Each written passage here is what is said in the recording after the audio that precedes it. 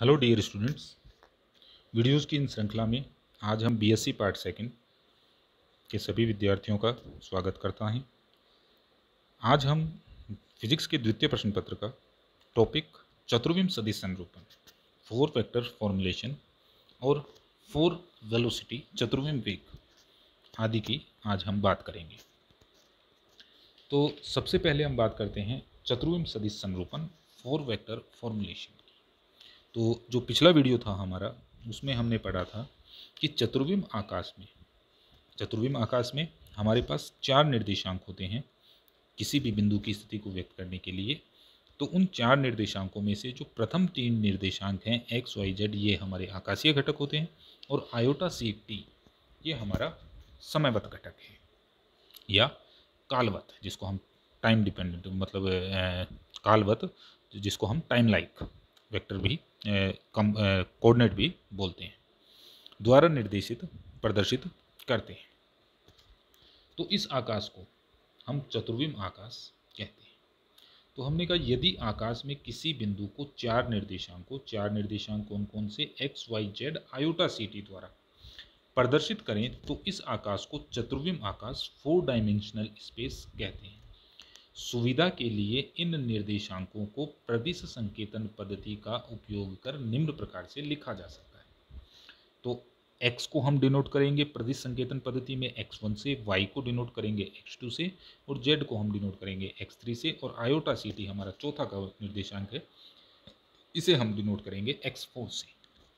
तो चतुर्विम सदिश की लंबाई का वर्ग जो हमने पीछे निकाला था, S square equals to X square plus Y square plus Z square minus C square T square. ठीक है, प्रदिश संकेतन पद्धति में लिखें तो S square equals to X one square plus X two square plus X three square plus X four square equals to summation of mu equals to 1 to 4 X mu square. तो हम जानते हैं कि सभी जड़त्वीय निर्देश तंत्रों में सदिश की लंबाई का वर्ग सदैव निश्चर रहता है। अर्थात यदि निर्देश तंत्र S में हम किसी सदिश की लंबाई का वर्ग ज्ञात करें तो, और किसी अन्य निर्देश तंत्र S' में भी हम सदिश की लंबाई का वर्ग ज्ञात करें तो दोनों निर्देश तंत्रों में इसका मान समान प्राप्त होता है। तो यहाँ हमने लिख लिया S square equals to S1 S dash square. तो एस स्क्वायर हमने यहाँ से लिख लिया, summation of mu equals to 1 to 4 X mu square equals to summation mu equals to 1 to 4 X mu dash square. अब हम बात करें लोरेंज रूपांतरण समीकरण की। तो लोरेंज रूपांतरण समीकरण X dash equals to gamma X minus V T equals to gamma X plus iota beta iota C T. ठीक है, तो अब ये जो टाइम है, इस टाइम को हमको रिप्रेजेंट करना है चौथे कंपोनेंट आयोटा सी टी के रूप में। तो हमने क्या किया, हमने आयोटा इस इक्वेशन में जो ये वी टी है, इस वी टी में सी से मल्टीप्लाई किया, सी से इसको गुणा भी कर दिया हमने। ठीक है, सी से भाग दिया तो सी से हमने इसको क्या किया, मल्टीप्लाई भी कर दिया। सी से मल्टीप्लाई करके ये जो माइनस की टर्म थी, ये माइनस, इसको हमने आयोटा स्क्वायर से डिनोट कर दिया। ठीक है, तो ये जो टर्म है v अपॉन सी, ये v अपॉन सी को हमने मान लिया बीटा। v अपॉन सी को किसके बराबर ले लिया, बीटा के बराबर ले लिया। तो ये टर्म चेंज हो गई, अब हमारे पास आयोटा सी टी और आयोटा बीटा। ठीक है, तो अंदर से ये फिर हमने इसको इस प्रकार से लिख लिया। तो ये टर्म हो गई हमारी gamma X plus iota beta iota C T, Y dash equals to Y और Z dash equals to Z. अब जो अन्य कंपोनेंट है, तीसरा था हमारे पास T dash equals to gamma T minus V upon C square X. ठीक है, आयोटा सी से इधर मल्टीप्लाई किया, आयोटा सी से इधर मल्टीप्लाई कर लिया, आयोटा सी से ये भी मल्टीप्लाई हो जाएगा, सी से सी हमने काट लिया। ठीक है, तो ये टर्म हो गई equals to gamma iota C T minus V upon C X. ठीक है, और आयोटा एक और, ये हो गया आयोटा बीटा।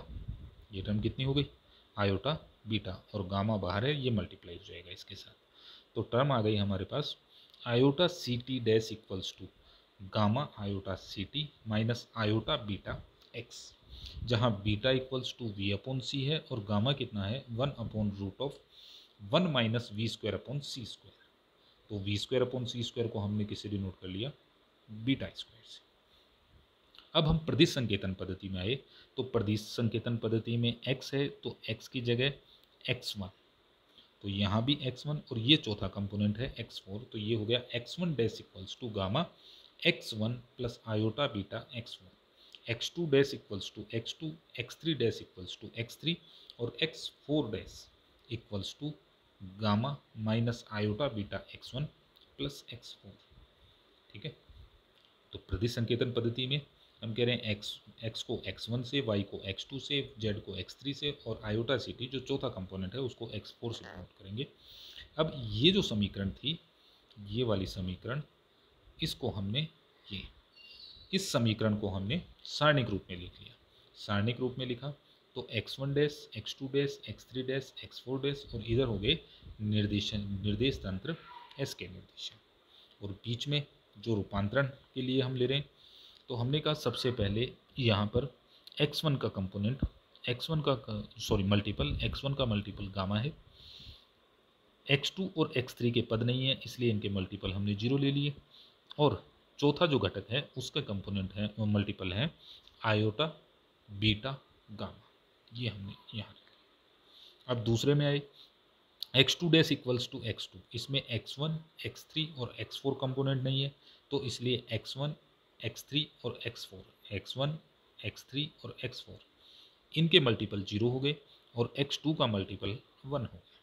इसी प्रकार x3 dash equals to x3, इसमें x1, x2 और x4 के कंपोनेंट नहीं है इसलिए इनके मल्टीपल हमारे 0 हो गए, और x3 का मल्टीपल ये 1 यहाँ आएगा और ये टर्म हमारी 0 होगी, ये 1 यहाँ और ये टर्म 0 हो जाएगी। अब x4 डैश की यदि बात करें, x4 dash equals to minus iota beta gamma 0 0, x2 और x3 नहीं है इसमें तो उनके मल्टीपल 0 0 और x4 का मल्टीपल गामा, ये हमने यहाँ, तो ये हमारी क्या हो गई, ये चतुर्विम सदिश में रूपांतरण, चतुर्विम आकाश में रूपांतरण समीकरण हो गई।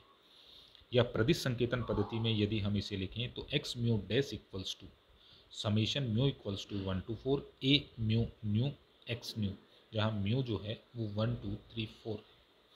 यदि किसी सदिश के घटक a1 a2 a3 a4 Lorentz रूपांतरण समीकरण 2 की भांति रूपांतरित किए जाएं तथा इस सदिश को घटकों के वर्ग का योग summation mu equals to 1 to 4 Lorentz रूपांतरण के अंतर्गत निश्चल रहे तो ऐसे सदिश को चतुर्विम सदिश कहते हैं।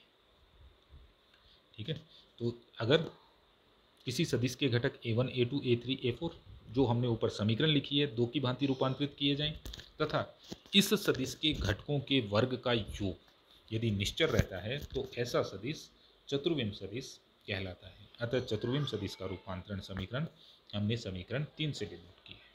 ठीक है, ये हो गए निर्देश तंत्र S' में घटक, ये निर्देश तंत्र S में घटक, और ये हो गए इनका रूपांतरण मैट्रिक्स। और प्रदिश संकेतन पद्धति में a mu dash equals to summation mu equals to 1 to 4 a mu जहाँ म्यू है वो 1 से लेकर 4 तक है, 1 2 3 4। अब हम बात करते हैं चतुर्विम वेग की, चतुर्विम वेग 4 वेलोसिटी की। तो हम जानते हैं कि चतुर्विम आकाश में दिक् काल अंतराल का वर्ग सभी जड़त्वीय निर्देश तंत्रों में निश्चल रहता है।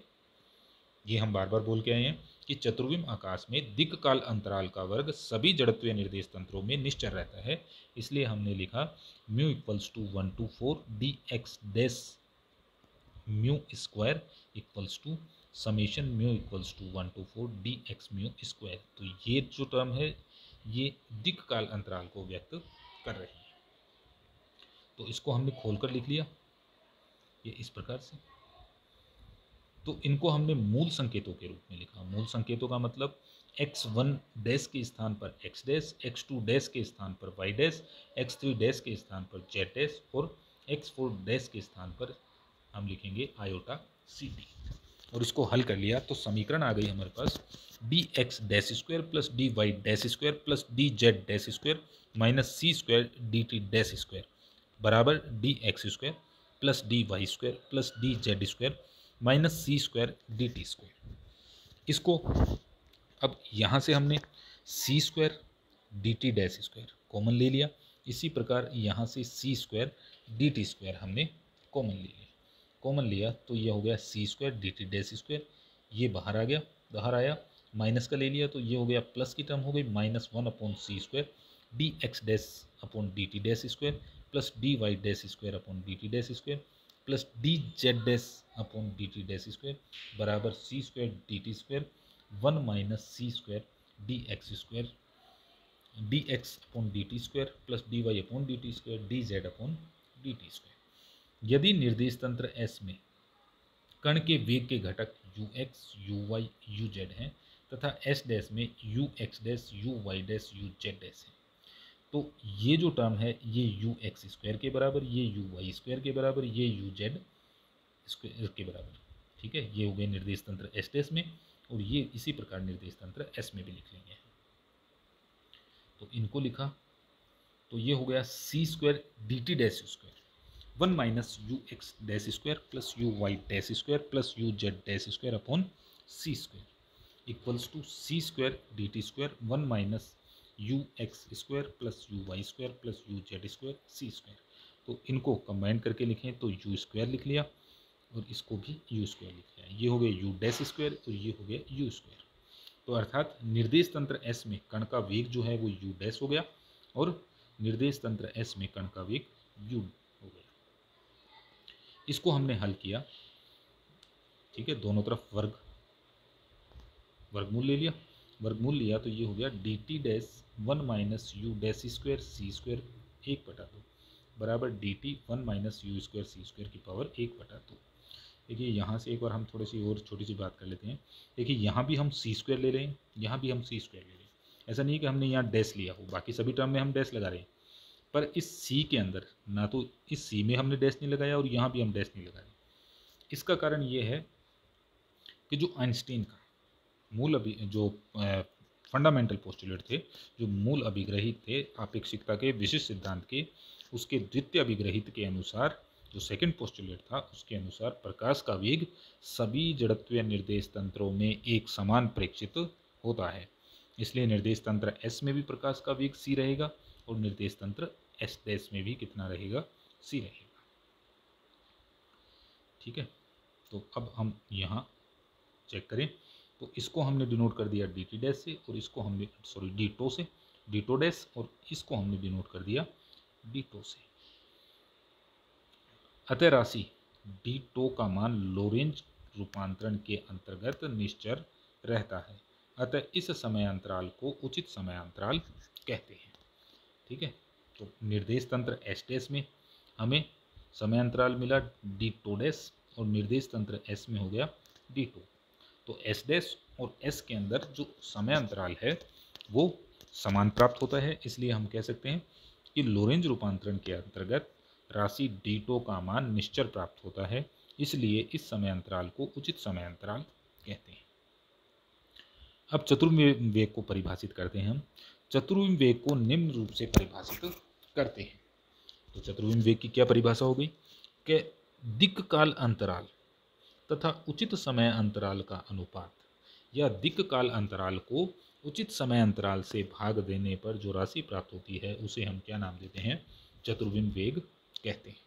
अब हमेशा हमें ये बात ध्यान में रखनी है कि चतुर्विम वेग को हम कैपिटल यू से डिनोट करेंगे और साधारण वेग को हम स्मॉल यू से डिनोट करेंगे। ठीक है, ये याद रखनी है हमें। चतुर्विम वेग को हम कैपिटल यू से डिनोट करेंगे और साधारण वेग को हम स्मॉल यू से डिनोट करेंगे। तो हमने कहा चतुर्विम वेग के घटक कितने घटक होंगे, 4 घटक, 4 घटक u1 u2 u3 u4। तो u1 हो गया dx1 अपॉन d2, u2 हो गया dx2 अपॉन d2, u3 हो गया dx3 अपॉन d2 और u4 हो गया dx4 अपॉन d2। इस समीकरण में dt का ऊपर नीचे भाग देने पर, मतलब गुणा और भाग करने पर तो dx1 upon dt dt upon d2। तो dt अपॉन d2 की यदि मैं बात करूं तो dt अपॉन d2 कहाँ है, ये रहा, ये रहा, देखो ये रहा, dt upon d2, dt upon d2। तो इसकी वैल्यू निकालनी है तो ये हो जाएगा 1 upon root of 1 minus U square upon C square. तो इसको हम किससे डिनोट कर देंगे, गामा यू से, ठीक है, ये हमने यहाँ लिख दिया। तो ये हो गया गामा यू यू एक्स। इसी प्रकार से बाकी टर्म सारी निकाल ली हमने। ये u2 इक्वल्स टू हो गया gamma you you Y, u3 हो गया गामा यू यू जेड। अब चौथा घटक है dx4 upon d2 dx4 upon dt dt upon d2। x4 की यदि बात करूं तो आयोटा सी टी, x4 कितना था, आयोटा सी टी था। यहाँ x1 इक्वल्स टू एक्स रखना है, यहाँ x2 इक्वल्स टू वाई रखना है, यहाँ x3 इक्वल्स टू जेड रखना है। इससे ये यू वाई और यू जेड आएंगे। तो x4 जो था वो आयोटा सी टी था, आयोटा सी बाहर लिया, dt से dt कैंसिल, तो ये हो गया dt अपॉन d2 आयोटा सी। तो ये हो गया आयोटा सी गामा यू। तो 2a 2b 2c और 2d ये चतुर्विम वेग के घटक को रिप्रेजेंट कर रही हैं, जहां gamma U equals to 1 upon root of 1 minus U square upon C square. अब हमने निकाला summation mu equals to 1 to 4 U mu square. U capital है तो हम किसकी बात करें, चतुर्विम वेग की। तो ये हो गया u1 square plus u2 square plus u3 square plus u4 square. ये ऊपर 2a 2b 2b 2a 2b 2c 2d से वैल्यूज़ हमने रख ली। वैल्यूज़ रखी तो ये हो गया gamma U square U X square plus U Y square plus U Z square minus C square gamma U square, ठीक है। गामा यू स्क्वायर ये टर्म यू स्क्वायर के बराबर हो गई, ये हमने रखी। गामा यू स्क्वायर को हमने बाहर ले लिया, गामा यू स्क्वायर की वैल्यू हो गई 1 minus U square C square minus 1, ठीक है। गामा यू स्क्वायर कॉमन ले लिया, अंदर आ गया U square minus C square, फिर माइनस सी स्क्वायर हमने कॉमन लिया, तो minus C square equals to 1 minus U square upon C square, 1 minus U square upon C square की पावर -1। तो ये दोनों टर्म मिलकर एक हो जाएंगी। तो summation of mu equals to 1 to 4 U mu square equals to minus C square. चूँकि प्रकाश का वेग क्या है, निश्चल रहता है, तो इसलिए इस चतुर्विम वेग के वर्गों का योग, जो चतुर्विम वेग के घटक हैं इनके वर्गों का योग सदैव निश्चल रहता है। इसी प्रकार निर्देश तंत्र एस टेस के लिए भी हम सिद्ध कर सकते हैं। निर्देश तंत्र एस टेस के लिए सिद्ध करेंगे तो summation mu equals to 1 to 4 U mu dash square equals to minus C square. तो हम कह सकते हैं अतः चतुर्विम वेग का वर्ग summation mu equals to 1 to 4 U mu square भी लोरेंज रूपांतरण के अंतर्गत निश्चल रहता है। अब हम बात करते हैं चतुर्विम वेग के रूपांतरण समीकरण की। तो चतुर्विम वेग का रूपांतरण समीकरण, ये जो टर्म है 6 नंबर, ये चतुर्विम वेग के रूपांतरण समीकरण को व्यक्त करती है। जो पीछे हमने जो रूपांतरण पढ़ा था किसी चतुर्विम सदिश का रूपांतरण, तो उसके अंदर हमने जो सदिश थे उनको रिप्लेस कर लिए चतुर्विम वेग के घटकों से। तो ये हो गए निर्देश तंत्र एस टेस में चतुर्विम वेग के घटक, ये हो गया निर्देश तंत्र एस में चतुर्विम वेग के घटक, और ये बीच में हो गया रूपांतरण मैट्रिक्स। इसे हम हल करें तो इसे समीकरण रूप में लिखने पर तो u1 dash equals to gamma u1 plus iota beta gamma u4, gamma दोनों में कॉमन ले लिया, तो u1 dash equals to gamma u1 plus iota beta u4। अब u2 dash equals to u2, u3 dash equals to u3, u4 dash equals to gamma u4 minus iota beta u1, u1 u2 u3 u4 और u1 dash u2 dash u3 dash u4 dash का मान ये जो हमने निकाले थे पीछे 2a 2b 2c 2d के अंदर, ये और ये हम यहाँ प्लेस कर देते हैं, ये करें तो u1 dash equals to gamma u dash u x dash equals to gamma u x minus beta c gamma u, ठीक है। वैल्यूज़ रखी हैं सिंपल, इन सब की हमने वैल्यूज़ रख ली और इनको हल कर लिया। हल किया तो देखो यू एक्स डैश की वैल्यू हमारे पास आ गई u x minus beta c upon 1 minus beta u x upon c. अच्छा, एक चीज़ और यहाँ पहले थोड़ी सी बात कर लेते हैं। देखिए यहाँ दो टर्म है हमारे पास, एक तो गामा यू डैश और gamma U dash, gamma you और गामा। तो इन तीनों में क्या फ़र्क है, इन तीनों की बात करते हैं। तो देखिए गामा यू जो है इसकी वैल्यू होगी 1 upon root 1 minus U square upon C square. Gamma U dash जो है ये एस डैश निर्देश तंत्र में है, इसलिए हो जाएगी gamma U dash equals to 1 upon root of 1 minus U dash square upon C square. और गामा जो होगी, गामा होगा 1 upon root of 1 minus V square upon C square. तो ये गामा वी स्क्वायर, वी क्या है यहाँ पर, वी हमारे पास है निर्देश तंत्र एस डैश, जिस वेग से निर्देश तंत्र एस के सापेक्ष गति कर रहा है। ठीक है, निर्देश तंत्र एस डैश जिस वेग से निर्देश तंत्र एस डैश निर्देश तंत्र एस के सापेक्ष जिस वेग से गति कर रहा है वो होगा वी। ठीक है, अब यहाँ से हम कह रहे हैं अगर गामा यू की बात करें, गामा यू इक्वल्स टू है 1 upon root of 1 minus U square upon C square. तो फिर ये यू क्या है, यू है निर्देश तंत्र एस में कण का वेग कितना प्रेक्षित होता है, वो यू है। अब यहाँ से यू डैश की बात करें तो यहाँ डैश आ जाएगा, यू डैश हो जाएगा। तो यू डैश निर्देश तंत्र एस डैश में कण का वेग कितना प्रेक्षित हो रहा है वो यू डैश से डिसाइड होगा।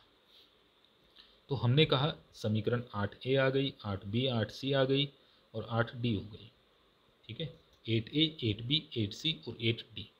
समीकरण 8A 8B 8C और में समीकरण 8D का भाग देने पर हमारे पास u x dash you Y dash you Z dash इनकी वैल्यूज आ जाएंगी। तो u x dash equals to u x minus beta c upon 1 minus beta u x upon c, u Y dash equals to u y gamma 1 minus beta u x upon c, u Z dash equals to u z gamma 1 minus beta u x upon c प्राप्त होता है। तो ये क्या हो गए, ये हमारे निर्देश तंत्र एस डैश में वेग के घटक हो गए, किसके सापेक्ष, निर्देश तंत्र एस के सापेक्ष। ठीक है, आज के लिए इतना ही।